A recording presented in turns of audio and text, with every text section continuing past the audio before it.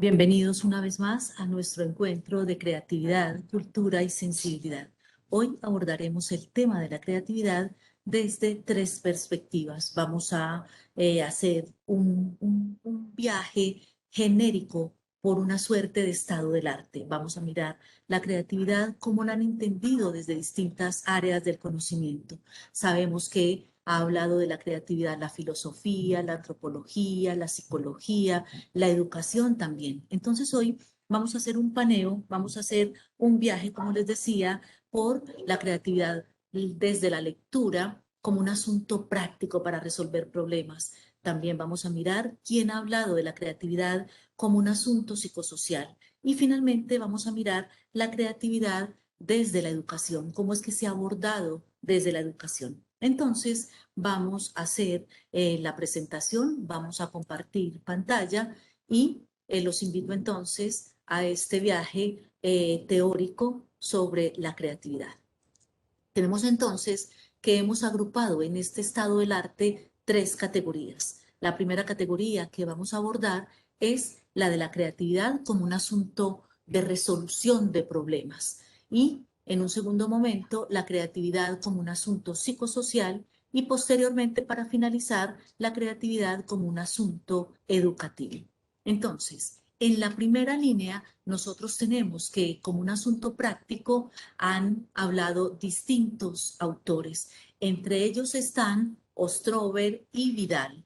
Estos señores dicen que la creatividad se forma en un desarrollo dinámico, en donde el hombre, buscando sobrevivir en función de una necesidad, va transformando la naturaleza a su favor.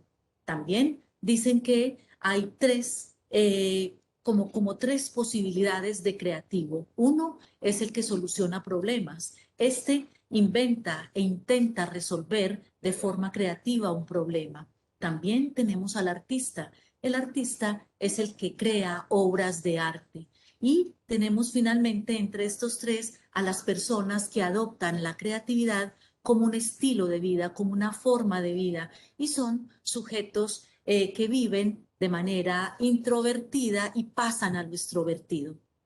Tenemos en esta misma línea de análisis a Ruggeri y también a Becerra, quienes dicen que el proceso de creación y que la posterior expresión están siempre vinculados a una acción, a una transformación o a una configuración de una materia. Entonces, ahí es una idea que se pone en marcha, es una abstracción que se transforma bien en concepto, en objeto o en acción.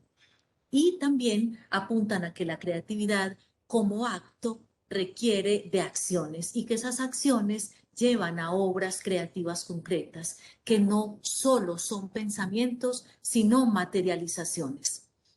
En esta misma línea también aparecen Leónido y Gardner. Ellos dicen que el acto de la creación en sí puede ser considerado como un estado de consumación, como un estado de acción creativa, pues crear para ellos es pensar un poco más fuerte y en esta medida se es consciente de una necesidad de crear, de un reconocimiento de la capacidad de creación o simplemente del deseo de descubrir algo nuevo y diferente.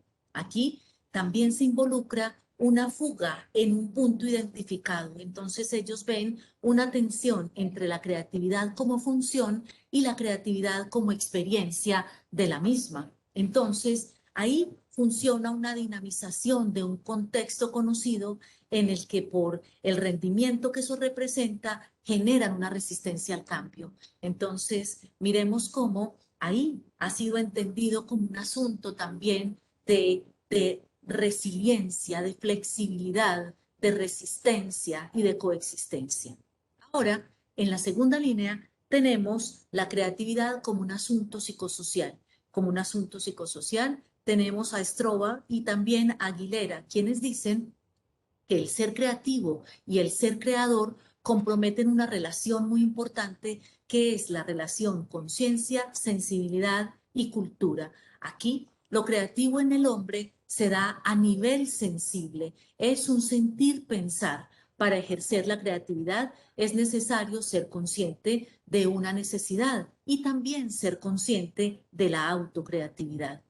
Se manifiesta aquí la creatividad como algo que no es absolutamente individual. Se considera la intercreatividad, la co-creatividad, y se habla de ella como un elemento dentro de un sistema de interacción, dentro de un ecosistema entre el sujeto, su contexto y el colectivo.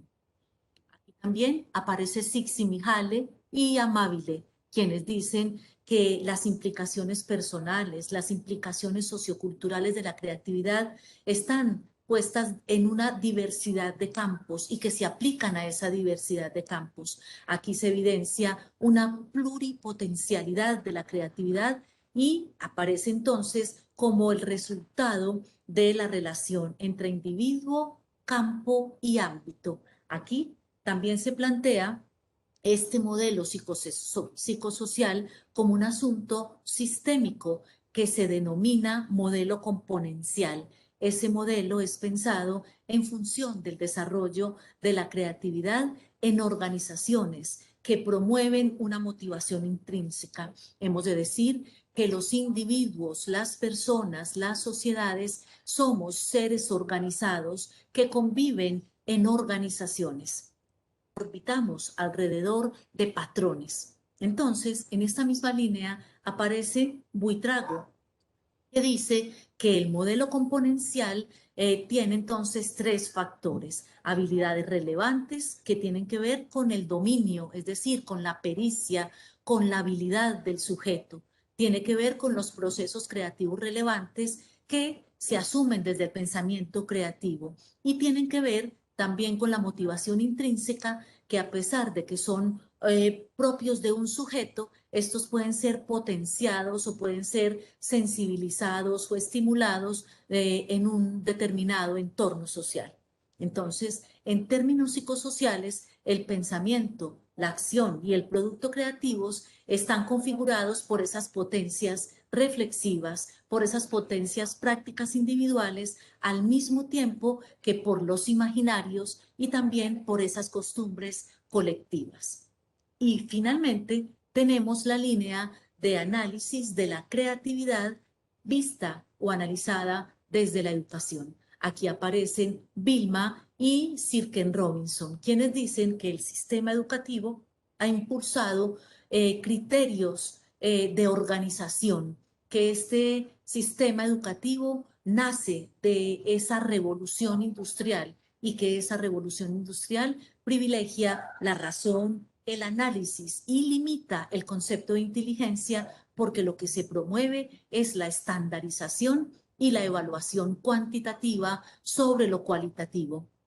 Entonces, se habla de que este modelo educativo tradicional, el conductista, no aprovecha el potencial que tiene el estudiantado, que tiene el alumnado, y promueven y dicen que es necesario, que es un reto, que es urgente que la escuela se convierta en un escenario para facilitar y para optimizar esa búsqueda de habilidades ocultas, que en este caso son habilidades blandas, para que cada sujeto se encuentre, se autorrealice y pueda hacer un ejercicio de humanización consciente desde lo que es, lo que sabe hacer y cómo lo expresa para mejorar su contexto. Entonces, en esta misma línea de la educación aparecen Gaya y también Romero, quienes dicen que se ofrece la educación como una herramienta para deconstruir, para liberar, y que si eso fuera así, esa deconstrucción no es destrucción. Esa deconstrucción es ir por capas hasta la fuente y desde la fuente recrearla. Entonces, es indispensable esta potencia para la vida completa, para la vida concreta, para la vida integral, desde esas condiciones del sujeto, para que desde la pedagogía éste tenga un encuentro, un aprendizaje significativo.